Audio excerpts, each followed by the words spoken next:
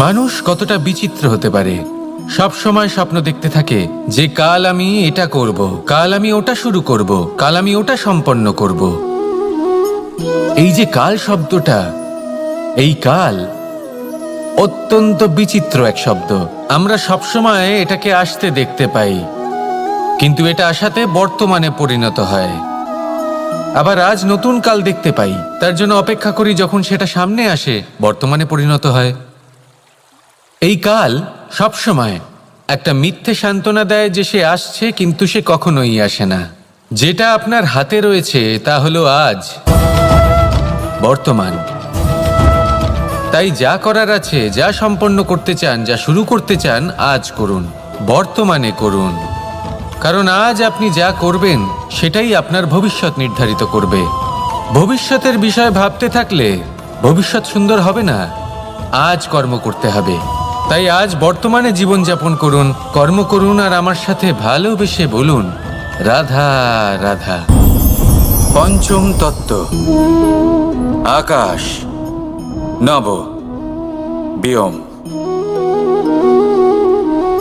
আসলে কোনো ভ্রম নাকি সত্য? ভ্রম তো হতে পারে না, কারণ ভ্রমের মধ্যে কেউ বাঁচতেই পারে না। আর যদি সত্য হয় তাহলে এতটাই বিশাল যে আমাদের চোখের থেকে, আমাদের ইন্দ্রিয়ের থেকে, আমাদের মস্তিষ্কের থেকে, আমাদের চিন্তা ভাবনার থেকেও অনেক ঊর্ধ্বে, যাকে আমরা বুঝতেই পারি না। এটা যতটাই বিশাল আকার, ঠিক ততটাই সরল। এই আকাশ যতই অন্ধকারাচ্ছন্ন, ততটাই আলোর প্রকাশ প্রদান করে থাকে।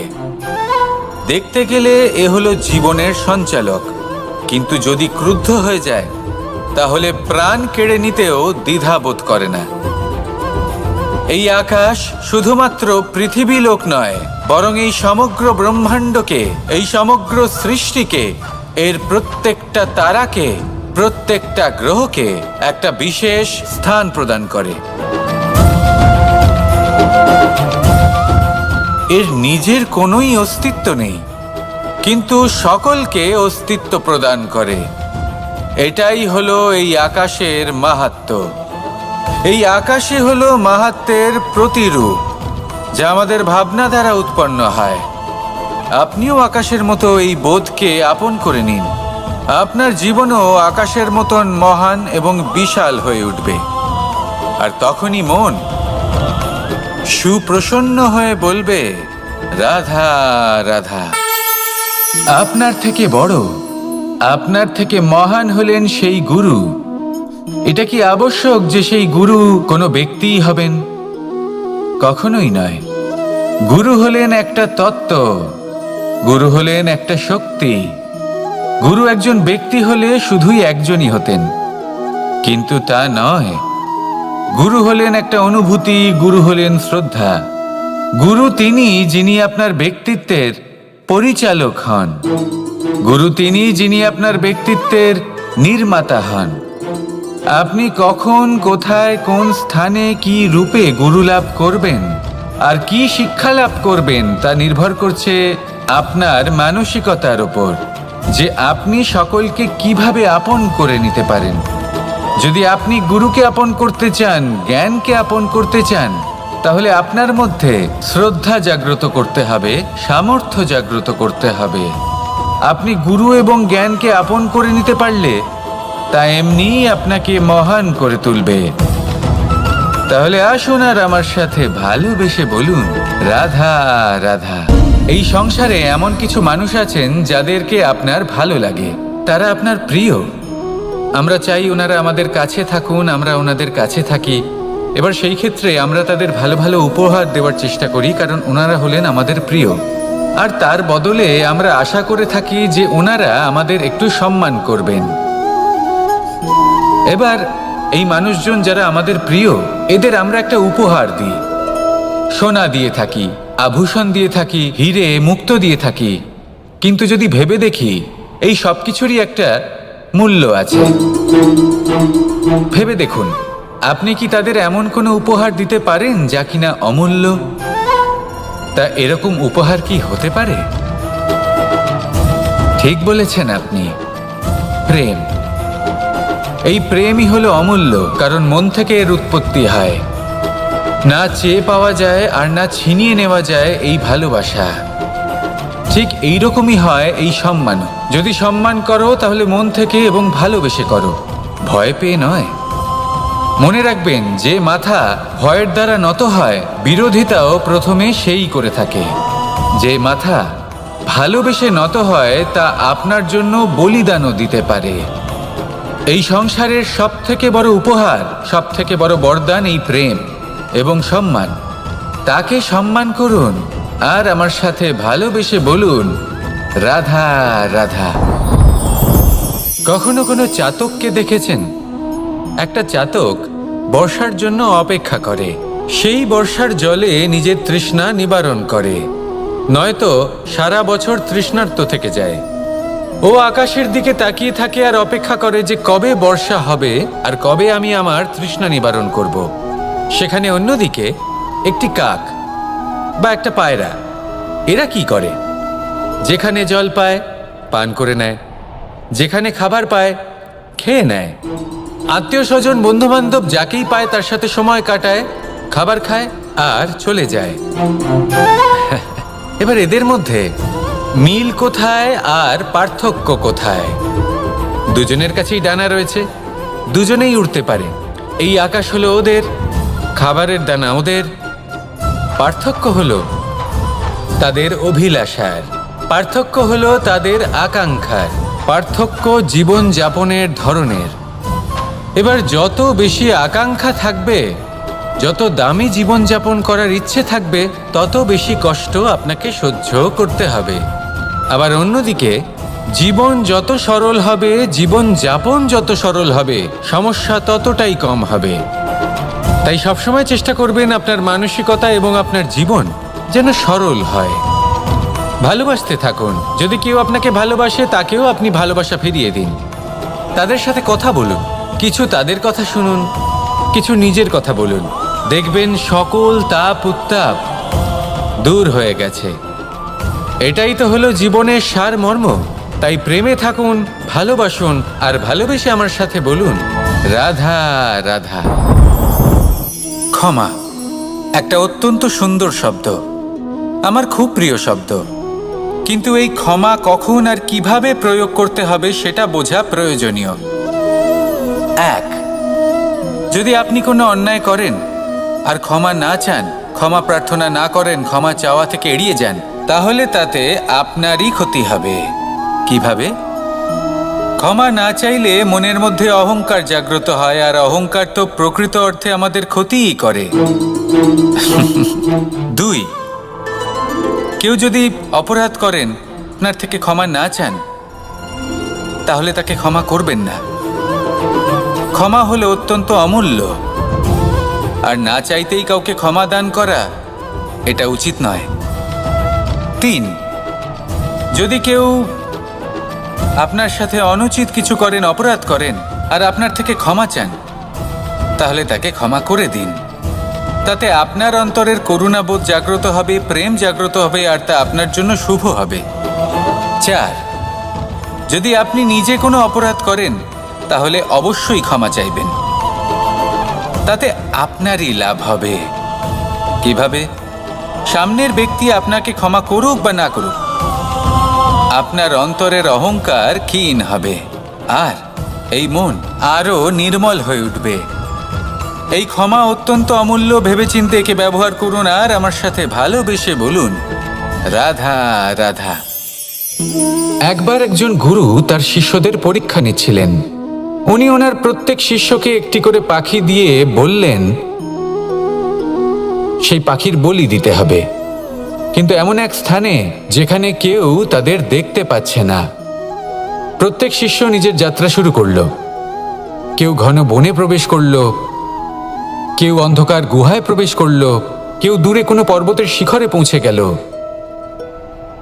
যে মুহূর্তে দেখলো তাদের কেউ দেখতে পাচ্ছে না, তারা সেই বলি দিতে চেষ্টা করলো। যেই বলি দিতে গেল, সেই পাখি আলোর কিরণে পরিবর্তিত হলো এবং লুপ্ত হয়ে গেল। একজন শিষ্য ছিল যে আবার গুরুর কাছে ফিরে এলো। সে বলল, ক্ষমা করবেন গুরুদেব, কিন্তু আমি এমন কোনো স্থান পেলাম না যেখানে কেউ আমাকে দেখতে পাচ্ছে না। অন্য কেউ না দেখতে পেলেও আমি নিজে দেখতে পাচ্ছিলাম, আমার অন্তর্মন দেখতে পাচ্ছিল। সেই শিষ্য বুঝতে পেরেছিল যে পরমাত্মার দৃষ্টি সবসময় তাকে দেখতে পাচ্ছে, আর ও কখনো অনুচিত কর্ম করতে পারবে না। আর শুধুমাত্র এই কারণে সেই শিষ্যই সেই পরীক্ষায় উত্তীর্ণ হলো। আসুন আর আমার সাথে ভালোবেসে বলুন, রাধা রাধা। আমরা সবাই ফল খাই, কিন্তু আমাদের সেই ফলই প্রিয় হয় যে পরিপক্ক হয়ে ওঠে, যেটা নম্র হয়, আর যে ফল অনেক বেশি মিষ্টি আর সুস্বাদু হয়ে থাকে, যাদের রঙে বাহার দেখা যায়। সেইভাবে জীবনে আমরা নানান মানুষের সাথে পরিচিত হই, কিন্তু সেই মানুষই আমাদের মন ছুঁয়ে যায় যারা বিনম্র স্বভাবের, যাদের বাণী খুব মধুর, যাদের অন্তরে আত্মবিশ্বাসের একটা তেজ, একটা রং দেখা যায়। এবার এমন ব্যক্তি আমরা কি করে হব? ঠিক সেইভাবেই যেমন একটা ফল রোদ, বর্ষা, শীত, বায়ু এই সকল সংকটময় পরিস্থিতির সম্মুখীন হয়ে পরিপক্ক হয়ে ওঠে, সেইভাবেই মানুষ সংকটময় পরিস্থিতির সম্মুখীন হয়ে পরিপক্ক হয়ে ওঠেন। যদি এই সংকটের সম্মুখীন হন তাহলে অভিজ্ঞ হবেন, আর এই অভিজ্ঞতাই শিক্ষা দিয়ে যাবে। এই অভিজ্ঞতা আমাদের শিখিয়ে দেয় যে আমাদের বিনম্র থাকতে হবে, অহংকার করে কোনো লাভ নেই। মধুর বাণীর যে কি মূল্য তা আমরা শিখতে পারি। এই অভিজ্ঞতাই আমাদের বুঝিয়ে দেয় যে উচিত অনুচিত কোনটা, আমাদের দৃষ্টিভঙ্গি তৈরি করে, আর এই দৃষ্টিভঙ্গি দ্বারা আত্মবিশ্বাস জাগ্রত হয়। সেই জন্য জীবনে কখনো বিপদ থেকে দূরে পালাবেন না, সেগুলোর সম্মুখীন হন, অভিজ্ঞতা লাভ করুন, তার থেকে শিক্ষা লাভ করুন, এইভাবেই পরিপক্ক হবেন। আসুন আমার সাথে ভালোবেসে বলুন, রাধা রাধা। মানুষ বর্তমানে নিজের জীবন অতিবাহিত করেন, কিন্তু তার জীবনে অতীতকাল এবং ভবিষ্যৎকাল এই দুটোরই সমান গুরুত্ব রয়েছে। অতীতকাল অতিবাহিত হয়ে গেছে এবং সেটা জীবিত থাকে আমাদের স্মৃতি হিসেবে, এবং ভবিষ্যৎ হলো সেটাই যেটা আমরা শুধুমাত্র কল্পনাই করতে পারি। এবার অতীতের কিছু স্মৃতি এমন থাকে যা আমাদের কাছে আনন্দময় হয় না, তা কটু হয়, দুঃখজনক হয়, যন্ত্রণাদায়ক হয়। আমরা যা কিছুই করি তা বদলে ফেলতে পারবো না, কিন্তু ভবিষ্যৎকাল সেটা আমরা রচনা অবশ্যই করতে পারি, যদি আজ আমরা শ্রেষ্ঠ কর্ম করি। যদি আজকের এই দিনটা আমরা আনন্দের সাথে অতিবাহিত করি, সুখের সাথে অতিবাহিত করি, এক একটা মুহূর্ত আমরা আনন্দ এবং ভালোবাসার সাথে অতিবাহিত করি, আপনার আজকের এই কর্ম আপনার ভবিষ্যৎ নির্ধারণ করবে। আজ আপনি যেভাবে জীবন কাটাবেন তা ভবিষ্যতে গিয়ে অতীতকালে পরিণত হবে, আর তখন আপনি এমন স্মৃতি খুঁজে পাবেন যেখানে আপনি প্রত্যেকটি মুহূর্ত প্রেম এবং আনন্দের সাথে অতিবাহিত করেছেন, এবং সেই স্মৃতি মধুর হবে। তাহলে আজ শ্রেষ্ঠ এবং উচিত কর্ম করুন, আপনি নিশ্চিত রূপে একটি উজ্জ্বল, শুদ্ধ, পবিত্র এবং আনন্দময় ভবিষ্যৎ লাভ করবেন। আসুন আমার সাথে ভালোবেসে বলুন, রাধা রাধা। এই সংসারে অনেক অনেক এমন জ্ঞানী আছেন যারা নিজের সমস্ত জীবন জ্ঞান অর্জন করতে অতিবাহিত করেছেন। এই সংসারে এমন কোনো বেদ নেই, কোনো পুরাণ নেই, কোনো শাস্ত্র নেই, কোনো ভাষা নেই যা ওনারা জানেন না। এমন কোনো বিষয় নেই যা নিয়ে ওনারা কোনো বক্তব্য রাখতে পারবেন না। কিন্তু আমরা এই সকল জ্ঞানীকে কি ভালোবাসতে পারি? এনাদের সকলকে সম্মান করতে পারি না। কারণটা কি? দেখুন, বেদ পড়া একটি আলাদা বিষয়, বেদনা বুঝতে পারা অন্য ব্যাপার। এবং বেদনা বোঝার জন্য, সেই জ্ঞান লাভ করার জন্য আপনাকে মন থেকে করুণা এবং প্রেমের সঠিক অর্থ বুঝতে হবে। সামনের ব্যক্তির বেদনা বুঝতে হবে, তার যন্ত্রণাকে বুঝতে হবে। তারপর যে জ্ঞান আপনি অর্জন করেছেন বেদ থেকে, পুরাণ থেকে, শাস্ত্র থেকে, তা প্রয়োগ করে তার বেদনার নিবারণ করা, সেটা বেশি গুরুত্বপূর্ণ। সেই জন্য জীবনে শুধুমাত্র শাস্ত্র এবং বেদ পড়ে জ্ঞান অর্জন করতে সময় নষ্ট করবেন না। মন থেকে প্রেমের কি অর্থ সেই বিষয়ে জ্ঞান লাভ করার চেষ্টা করুন, করুণাও বুঝতে চেষ্টা করুন। একজন শ্রেষ্ঠ ব্যক্তি হয়ে উঠুন, আর আমার সাথে ভালোবেসে বলুন, রাধা রাধা।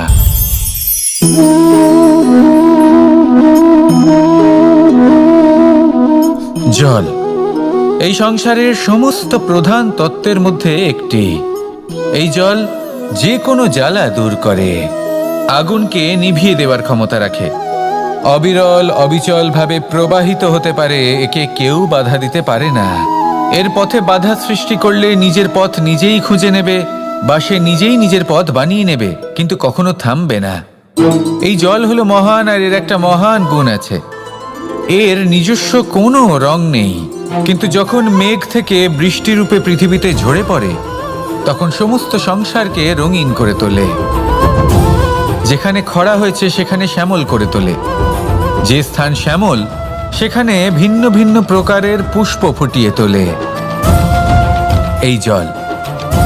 এই জলের মতন আমাদের হতে হবে। ওর যেমন কোনো রং নেই, আমাদেরও যেন কোনো অহংকার না থাকে। শুধু কর্মের এই ধারাতে বইতে থাকুন, এই সংসারের মঙ্গল করতে থাকুন, শ্রেষ্ঠ কর্ম করতে থাকুন। এই সংসারকে এটা বলার কোনো প্রয়োজন নেই যে আপনি কে। আপনি যদি কর্ম করতে থাকেন, তাহলে এই সংসার নিজে থেকেই আপনার মূল্য জানতে পারবে, আর তখন এই মন প্রসন্ন হয়ে বলবে, রাধা রাধা। বড়ই অদ্ভুত ব্যাপার। একটি পাথরের প্রতিমা যখন মন্দিরে স্থাপিত হয়, তখন তা আমাদের কাছে ভগবান সম হয়ে দাঁড়ায়। কিন্তু যখন একজন জীবিত মানুষ মন্দিরে গিয়ে থাকেন, তখন তার শরীর, মন, আত্মা সেই সব পাথর সম হয়ে দাঁড়ায়। কিন্তু এমনটা আমি ঠিক কেন বললাম ভেবে দেখুন। মানুষ এটা চান যে কোনো পরিস্থিতি, যে কোনো স্থানেই তার বিজয় হোক, কিন্তু এখানে এসে সে পরাজিত হয়। এরকম ঠিক কেন হয়? সমস্ত খেলা হলো ভাবনা চিন্তার, বিচারধারার, দৃষ্টিভঙ্গির, উত্তরদায়িত্বের খেলা। পাষাণের এই প্রতিমা, তার একটি উত্তরদায়িত্ব আছে, আশা ধরে রাখার দায়িত্ব। সেই আশা জানিয়ে মানুষ মন্দিরে আসেন। তেমনি মানুষের একটি উত্তরদায়িত্ব আছে, যেটা সে ভুলে যায়। আর সেই উত্তরদায়িত্ব হলো এটা, যে মন্দিরে যে ভগবানকে সে প্রসন্ন করতে যাচ্ছে, তাকে সে তখনই খুঁজে পাবে যখন পূর্ণরূপে সে সমর্পিত থাকবে। যদি মনে সমর্পণের ভাব না থাকে, তাহলে ভগবান কখনো প্রসন্ন হবেন না। নিজের উত্তরদায়িত্ব বোঝার বদলে মানুষ শুধু একটা অনুষ্ঠান পালন করেন। যেমন ফুলের একটা মালা অর্পণ করেন, আর সেই কারণেই তিনি পরাজিত হন। আপনি ফুলের মালা অর্পণ করুন, প্রসাদ অর্পণ করুন, কিন্তু মনের মধ্যে পূর্ণ সমর্পণের ভাব থাকা প্রয়োজনীয়। তবেই আপনি মন্দিরে গিয়েও প্রাণবন্ত হয়ে থাকতে পারবেন, তবেই ঈশ্বরকে প্রসন্ন করতে পারবেন। আসুন আমার সাথে ভালোবেসে বলুন, রাধা রাধা। এই প্রেম মানুষকে দিয়ে কি না করাতে পারে, বড় বড় কাজ করাতে পারে, বড় বড় বাধা পার করাতে পারে। চাইলে মরুভূমিতে কুয়ো খোঁড়াতে পারে, পর্বত পার করাতে পারে, প্রতিটা অসম্ভব কার্য সম্ভব করাতে পারে। কিন্তু যদি আমি এটা বলি যে প্রেম আপনাকে দিয়ে ছলনাও করাতে পারে, তাহলে কি আপনি তা ঠিক মনে করবেন? আপনার কি মনে হবে যে এরকম হতে পারে? অবশ্যই হতে পারে। যেমন আমি ছল করছি এই মুহূর্তে আমার রাধার জন্য, আমার প্রেমের জন্য। আমি রাধার সাথে অনন্ত প্রেম করি, নিঃস্বার্থভাবে প্রেম করি, কিন্তু তাও আমাকে একটা ঠকবাজ, স্বার্থপর, লোভী ব্যক্তি হতে হচ্ছে। এই ছলনা আমাকে করতে হচ্ছে আমার প্রেমের জন্য। এবারে আপনারা আমাকে বলবেন যে কেন কৃষ্ণ এসব করার কি দরকার? রাধার সাথে তুমি বিবাহ করে তুমি কি শান্তির নিঃশ্বাস নিতে পারো না? নিশ্চয়ই নিতে পারি। রাধার সাথে বিবাহ করে আমি ভীষণ সুখী হব, কিন্তু আমি এই কথাও জানি যে আমার রাধা সুখী হতে পারবে না। কারণ যদি এই বিবাহ হয়, তার মাতা পিতা, তার পরিবারকে বর্ষণা ত্যাগ করতে হবে। রাধার মনের মধ্যে একটা গভীর ক্ষতের সৃষ্টি হবে। দুঃখ তাকে কুরে কুরে খাবে। ও এটা মনে করবে, এটা জানবে যে ওর জন্য ওর মাতা পিতাকে এত কষ্ট ভোগ করতে হচ্ছে। এবার রাধার কষ্টকে ভিত বানিয়ে কৃষ্ণ নিজের সুখের মহল কি করে তৈরি করতে পারে? কারণ যাদের আপনি ভালোবাসেন শুধু তাদের ভাবনা নয়, আপনার প্রেমিক যাদের ভালোবাসে তাদের ভাবনার খেয়াল রাখাটাও আপনারই কর্তব্য। আর কখনো কখনো নিজের প্রেমকে উঁচুতে উঠতে দেখতে গেলে আপনাকে নিজেকে নিচে নামতে হবে। এমন কোনো কাজও আছে যা আপনাকে আপনার প্রেমের জন্য করতেই হবে। রাধা রাধা। মানুষ কতটা বিচিত্র হতে পারে। সব সময় স্বপ্ন দেখতে থাকে যে কাল আমি এটা করব, কাল আমি ওটা শুরু করব, কাল আমি ওটা সম্পন্ন করব। এই যে কাল শব্দটা, এই কাল অত্যন্ত বিচিত্র এক শব্দ। আমরা সবসময় এটাকে আসতে দেখতে পাই, কিন্তু এটা আসাতে বর্তমানে পরিণত হয়। আবার আজ নতুন কাল দেখতে পাই, তার জন্য অপেক্ষা করি যখন সেটা সামনে আসে বর্তমানে পরিণত হয়। এই কাল সবসময় একটা মিথ্যে সান্ত্বনা দেয় যে সে আসছে, কিন্তু সে কখনোই আসে না। যেটা আপনার হাতে রয়েছে তা হলো আজ, বর্তমান। তাই যা করার আছে, যা সম্পন্ন করতে চান, যা শুরু করতে চান, আজ করুন, বর্তমানে করুন। কারণ আজ আপনি যা করবেন সেটাই আপনার ভবিষ্যৎ নির্ধারিত করবে। ভবিষ্যতের বিষয় ভাবতে থাকলে ভবিষ্যৎ সুন্দর হবে না। আজ কর্ম করতে হবে।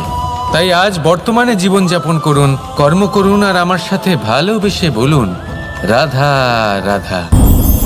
পঞ্চম তত্ত্ব, আকাশ, নব, ব্যোম। আসলে কোনো ভ্রম নাকি সত্য? ভ্রম তো হতে পারে না, কারণ ভ্রমের মধ্যে কেউ বাঁচতেই পারে না। আর যদি সত্য হয় তাহলে এতটাই বিশাল যে আমাদের চোখের থেকে, আমাদের ইন্দ্রিয়ের থেকে, আমাদের মস্তিষ্কের থেকে, আমাদের চিন্তা ভাবনার থেকেও অনেক ঊর্ধ্বে, যাকে আমরা বুঝতেই পারি না। এটা যতটাই বিশাল আকার ঠিক ততটাই সরল। এই আকাশ যতই অন্ধকারাচ্ছন্ন ততটাই আলোর প্রকাশ প্রদান করে থাকে। দেখতে গেলে এ হলো জীবনের সঞ্চালক, কিন্তু যদি ক্রুদ্ধ হয়ে যায় তাহলে প্রাণ কেড়ে নিতেও দ্বিধাবোধ করে না। এই আকাশ শুধুমাত্র পৃথিবী লোক নয়, বরং এই সমগ্র ব্রহ্মাণ্ডকে, এই সমগ্র সৃষ্টিকে, এর প্রত্যেকটা তারাকে, প্রত্যেকটা গ্রহকে একটা বিশেষ স্থান প্রদান করে। এর নিজের কোনোই অস্তিত্ব নেই, কিন্তু সকলকে অস্তিত্ব প্রদান করে। এটাই হলো এই আকাশের মাহাত্ম্য। এই আকাশে হলো মাহাত্ম্যের প্রতিরূপ, যা আমাদের ভাবনা দ্বারা উৎপন্ন হয়। আপনিও আকাশের মতো এই বোধকে আপন করে নিন। আপনার জীবনও আকাশের মতন মহান এবং বিশাল হয়ে উঠবে। আর তখনই মন সুপ্রসন্ন হয়ে বলবে রাধা রাধা। আপনার থেকে বড়, আপনার থেকে মহান হলেন সেই গুরু। এটা কি আবশ্যক যে সেই গুরু কোনো ব্যক্তিই হবেন? কখনোই নয়। গুরু হলেন একটা তত্ত্ব, গুরু হলেন একটা শক্তি। গুরু একজন ব্যক্তি হলে শুধুই একজনই হতেন, কিন্তু তা নয়। গুরু হলেন একটা অনুভূতি, গুরু হলেন শ্রদ্ধা। গুরু তিনি যিনি আপনার ব্যক্তিত্বের পরিচালক হন। গুরু তিনি যিনি আপনার ব্যক্তিত্বের নির্মাতা হন। আপনি কখন, কোথায়, কোন স্থানে, কি রূপে গুরু লাভ করবেন আর কি শিক্ষা লাভ করবেন তা নির্ভর করছে আপনার মানসিকতার উপর, যে আপনি সকলকে কিভাবে আপন করে নিতে পারেন। যদি আপনি গুরুকে আপন করতে চান, জ্ঞানকে আপন করতে চান, তাহলে আপনার মধ্যে শ্রদ্ধা জাগ্রত করতে হবে, সামর্থ্য জাগ্রত করতে হবে। আপনি গুরু এবং জ্ঞানকে আপন করে নিতে পারলে তা এমনিই আপনাকে মহান করে তুলবে। তাহলে আসুন আর আমার সাথে ভালোবেসে বলুন রাধা রাধা। এই সংসারে এমন কিছু মানুষ আছেন যাদেরকে আপনার ভালো লাগে, তারা আপনার প্রিয়। আমরা চাই ওনারা আমাদের কাছে থাকুন, আমরা ওনাদের কাছে থাকি, এবার সেই ক্ষেত্রে আমরা তাদের ভালো ভালো উপহার দেওয়ার চেষ্টা করি, কারণ ওনারা হলেন আমাদের প্রিয়। আর তার বদলে আমরা আশা করে থাকি যে ওনারা আমাদের একটু সম্মান করবেন। এবার এই মানুষজন যারা আমাদের প্রিয়, এদের আমরা একটা উপহার দিই। সোনা দিয়ে থাকি, আভূষণ দিয়ে থাকি, হিরে মুক্ত দিয়ে থাকি। কিন্তু যদি ভেবে দেখি, এই সব কিছুরই একটা মূল্য আছে। ভেবে দেখুন, আপনি কি তাদের এমন কোনো উপহার দিতে পারেন যা কিনা অমূল্য? তা এরকম উপহার কি হতে পারে? ঠিক বলেছেন আপনি, প্রেম। এই প্রেমই হলো অমূল্য, কারণ মন থেকে এর উৎপত্তি হয়। না চেয়ে পাওয়া যায় আর না ছিনিয়ে নেওয়া যায় এই ভালোবাসা। ঠিক এইরকমই হয় এই সম্মান। যদি সম্মান করো তাহলে মন থেকে এবং ভালোবেসে করো, ভয় পেয়ে নয়। মনে রাখবেন, যে মাথা ভয়ের দ্বারা নত হয়, বিরোধিতাও প্রথমে সেই করে থাকে। যে মাথা ভালোবেসে নত হয়, তা আপনার জন্য বলিদানও দিতে পারে। এই সংসারের সব থেকে বড় উপহার, সব থেকে বড় বরদান এই প্রেম এবং সম্মান। তাকে সম্মান করুন আর আমার সাথে ভালোবেসে বলুন, রাধা রাধা। কখনো কোনো চাতককে দেখেছেন? একটা চাতক বর্ষার জন্য অপেক্ষা করে। সেই বর্ষার জলে নিজের তৃষ্ণা নিবারণ করে, নয়তো সারা বছর তৃষ্ণার্ত থেকে যায়। ও আকাশের দিকে তাকিয়ে থাকে আর অপেক্ষা করে যে কবে বর্ষা হবে আর কবে আমি আমার তৃষ্ণা নিবারণ করব। সেখানে অন্যদিকে একটি কাক বা একটা পায়রা, এরা কি করে? যেখানে জল পায় পান করে নেয়, যেখানে খাবার পায় খেয়ে নেয়, আত্মীয় স্বজন বন্ধু বান্ধব যাকেই পায় তার সাথে সময় কাটায়, খাবার খায় আর চলে যায়। এবার এদের মধ্যে মিল কোথায় আর পার্থক্য কোথায়? দুজনের কাছেই ডানা রয়েছে, দুজনেই উড়তে পারে। এই আকাশ হলো ওদের, খাবারের দানা ওদের।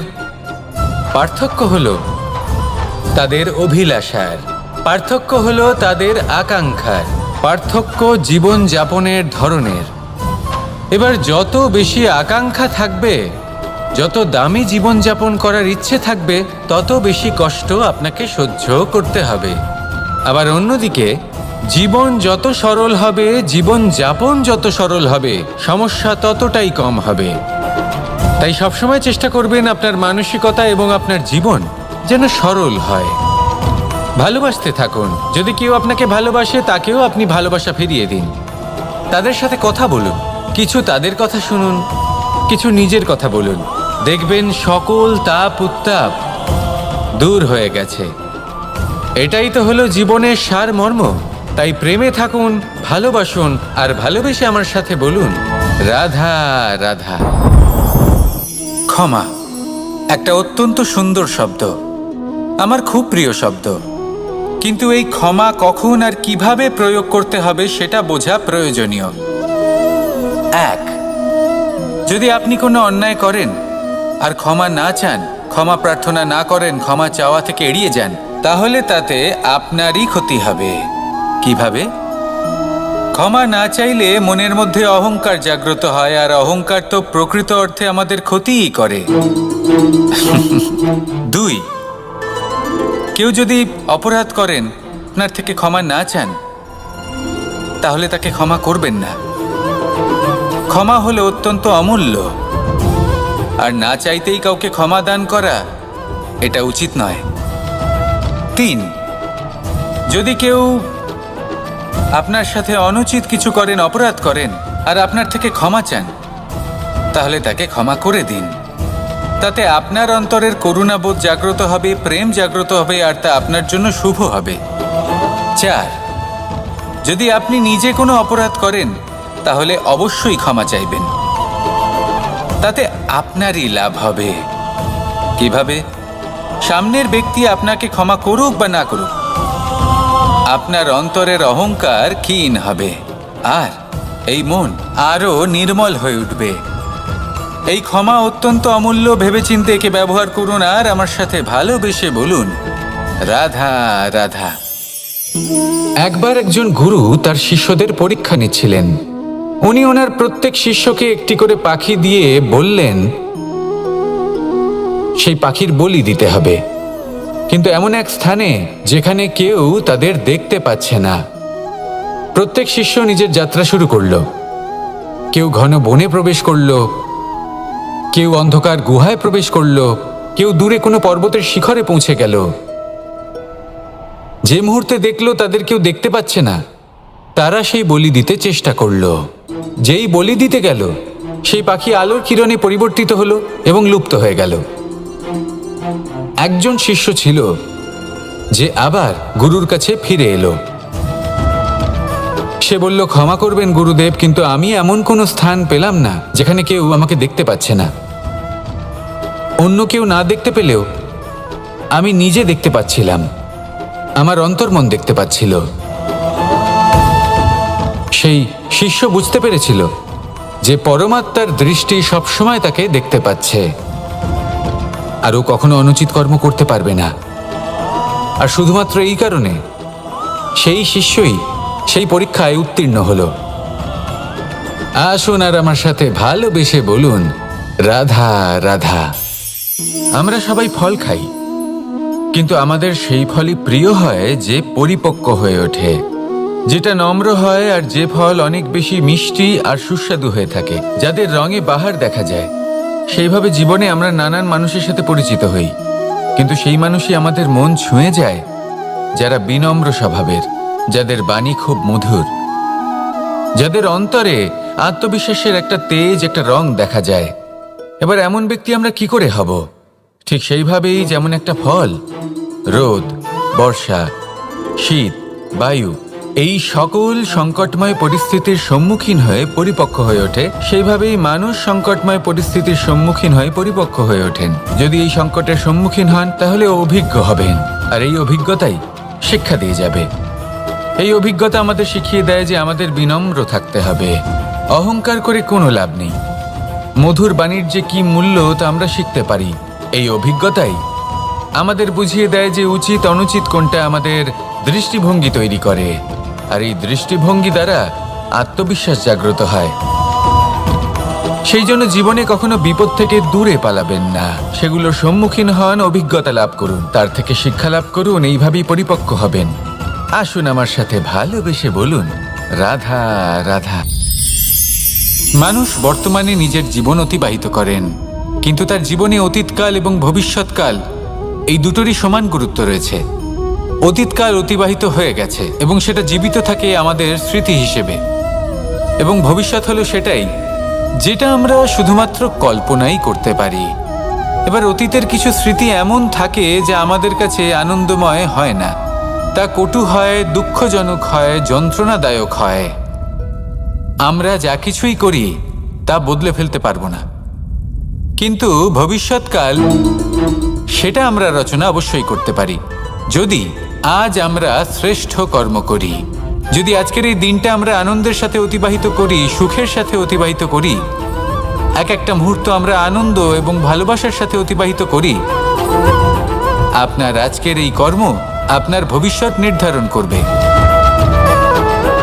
আজ আপনি যেভাবে জীবন কাটাবেন তা ভবিষ্যতে গিয়ে অতীতকালে পরিণত হবে, আর তখন আপনি এমন স্মৃতি খুঁজে পাবেন যেখানে আপনি প্রত্যেকটি মুহূর্ত প্রেম এবং আনন্দের সাথে অতিবাহিত করেছেন, এবং সেই স্মৃতি মধুর হবে।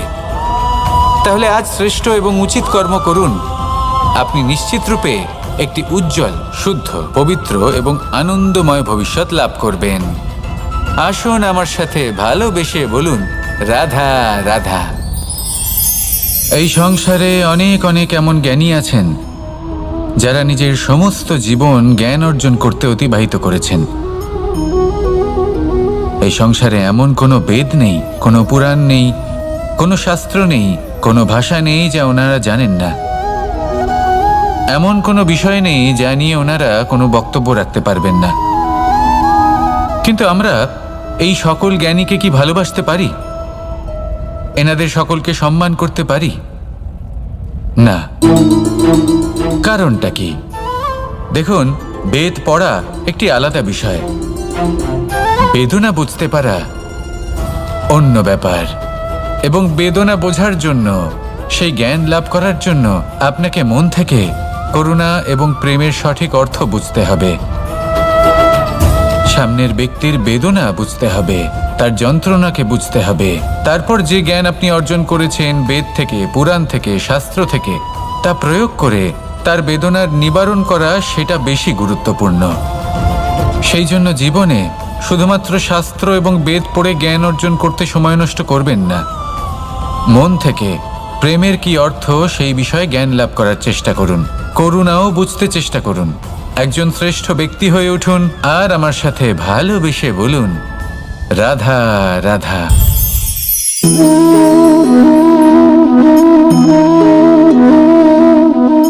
জল এই সংসারের সমস্ত প্রধান তত্ত্বের মধ্যে একটি। এই জল যে কোনো জ্বালা দূর করে, আগুনকে নিভিয়ে দেওয়ার ক্ষমতা রাখে, অবিরল অবিচল ভাবে প্রবাহিত হতে পারে, একে কেউ বাধা দিতে পারে না। এর পথে বাধা সৃষ্টি করলে নিজের পথ নিজেই খুঁজে নেবে বা সে নিজেই নিজের পথ বানিয়ে নেবে, কিন্তু কখনো থামবে না। এই জল হলো মহান, আর এর একটা মহান গুণ আছে, এর নিজস্ব কোনো রং নেই। কিন্তু যখন মেঘ থেকে বৃষ্টিরূপে পৃথিবীতে ঝরে পড়ে, তখন সমস্ত সংসারকে রঙিন করে তোলে। যেখানে খরা হয়েছে সেখানে শ্যামল করে তোলে, যে স্থান শ্যামল সেখানে ভিন্ন ভিন্ন প্রকারের পুষ্প ফুটিয়ে তোলে। এই জল, এই জলের মতন আমাদের হতে হবে। ওর যেমন কোনো রং নেই, আমাদেরও যেন কোনো অহংকার না থাকে। শুধু কর্মের এই ধারাতে বইতে থাকুন, এই সংসারের মঙ্গল করতে থাকুন, শ্রেষ্ঠ কর্ম করতে থাকুন। এই সংসারকে এটা বলার কোনো প্রয়োজন নেই যে আপনি কে। আপনি যদি কর্ম করতে থাকেন তাহলে এই সংসার নিজে থেকেই আপনার মূল্য জানতে পারবে, আর তখন এই মন প্রসন্ন হয়ে বলবে, রাধা রাধা। বড়ই অদ্ভুত ব্যাপার, একটি পাথরের প্রতিমা যখন মন্দিরে স্থাপিত হয় তখন তা আমাদের কাছে ভগবান সম হয়ে দাঁড়ায়। কিন্তু যখন একজন জীবিত মানুষ মন্দিরে গিয়ে থাকেন তখন তার শরীর, মন, আত্মা সেই সব পাথর সম হয়ে দাঁড়ায়। কিন্তু এমনটা আমি ঠিক কেন বললাম ভেবে দেখুন। মানুষ এটা চান যে কোনো পরিস্থিতি, যে কোনো স্থানেই তার বিজয় হোক, কিন্তু এখানে এসে সে পরাজিত হয়। এরকম ঠিক কেন হয়? সমস্ত খেলা হলো ভাবনা চিন্তার, বিচারধারার, দৃষ্টিভঙ্গির, উত্তরদায়িত্বের খেলা। পাষাণের এই প্রতিমা, তার একটি উত্তরদায়িত্ব আছে, আশা ধরে রাখার দায়িত্ব। সেই আশা জানিয়ে মানুষ মন্দিরে আসেন। তেমনি মানুষের একটি উত্তরদায়িত্ব আছে যেটা সে ভুলে যায়, আর সেই উত্তরদায়িত্ব হলো এটা, যে মন্দিরে যে ভগবানকে সে প্রসন্ন করতে যাচ্ছে তাকে সে তখনই খুঁজে পাবে যখন পূর্ণরূপে সে সমর্পিত থাকবে। যদি মনে সমর্পণের ভাব না থাকে তাহলে ভগবান কখনো প্রসন্ন হবেন না। নিজের উত্তরদায়িত্ব বোঝার বদলে মানুষ শুধু একটা অনুষ্ঠান পালন করেন, যেমন ফুলের একটা মালা অর্পণ করেন, আর সেই কারণেই তিনি পরাজিত হন। আপনি ফুলের মালা অর্পণ করুন, প্রসাদ অর্পণ করুন, কিন্তু মনের মধ্যে পূর্ণ সমর্পণের ভাব থাকা প্রয়োজনীয়। তবেই আপনি মন্দিরে গিয়েও প্রাণবন্ত হয়ে থাকতে পারবেন, তবেই ঈশ্বরকে প্রসন্ন করতে পারবেন। আসুন আমার সাথে ভালোবেসে বলুন, রাধা রাধা। এই প্রেম মানুষকে দিয়ে কি না করাতে পারে, বড় বড় কাজ করাতে পারে, বড় বড় বাধা পার করাতে পারে। চাইলে মরুভূমিতে কুয়ো খোঁড়াতে পারে, পর্বত পার করাতে পারে, প্রতিটা অসম্ভব কার্য সম্ভব করাতে পারে। কিন্তু যদি আমি এটা বলি যে প্রেম আপনাকে দিয়ে ছলনাও করাতে পারে, তাহলে কি আপনি তা ঠিক মনে করবেন? আপনার কি মনে হবে যে এরকম হতে পারে? অবশ্যই হতে পারে। যেমন আমি ছল করছি এই মুহূর্তে আমার রাধার জন্য, আমার প্রেমের জন্য। আমি রাধার সাথে অনন্ত প্রেম করি, নিঃস্বার্থভাবে প্রেম করি, কিন্তু তাও আমাকে একটা ঠকবাজ, স্বার্থপর, লোভী ব্যক্তি হতে হচ্ছে। এই ছলনা আমাকে করতে হচ্ছে আমার প্রেমের জন্য। এবারে আপনারা আমাকে বলবেন যে কেন কৃষ্ণ এসব করার কি দরকার? রাধার সাথে তুমি বিবাহ করে তুমি কি শান্তির নিঃশ্বাস নিতে পারো না? নিশ্চয়ই নিতে পারি। রাধার সাথে বিবাহ করে আমি ভীষণ সুখী হব, কিন্তু আমি এই কথাও জানি যে আমার রাধা সুখী হতে পারবে না। কারণ যদি এই বিবাহ হয়, তার মাতা পিতা তার পরিবারকে বর্ষণা ত্যাগ করতে হবে। রাধার মনের মধ্যে একটা গভীর ক্ষতের সৃষ্টি হবে। দুঃখ তাকে কুরে কুরে খাবে। ও এটা মনে করবে, এটা জানবে যে ওর জন্য ওর মাতা পিতাকে এত কষ্ট ভোগ করতে হচ্ছে। এবার রাধার কষ্টকে ভিত বানিয়ে কৃষ্ণ নিজের সুখের মহল কি করে তৈরি করতে পারে? কারণ যাদের আপনি ভালোবাসেন শুধু তাদের ভাবনা নয়, আপনার প্রেমিক যাদের ভালোবাসে তাদের ভাবনার খেয়াল রাখাটাও আপনারই কর্তব্য। আর কখনো কখনো নিজের প্রেমকে উঁচুতে উঠতে দেখতে গেলে আপনাকে নিজেকে নিচে নামতে হবে। এমন কোনো কাজও আছে যা আপনাকে আপনার প্রেমের জন্য করতেই হবে। রাধা রাধা।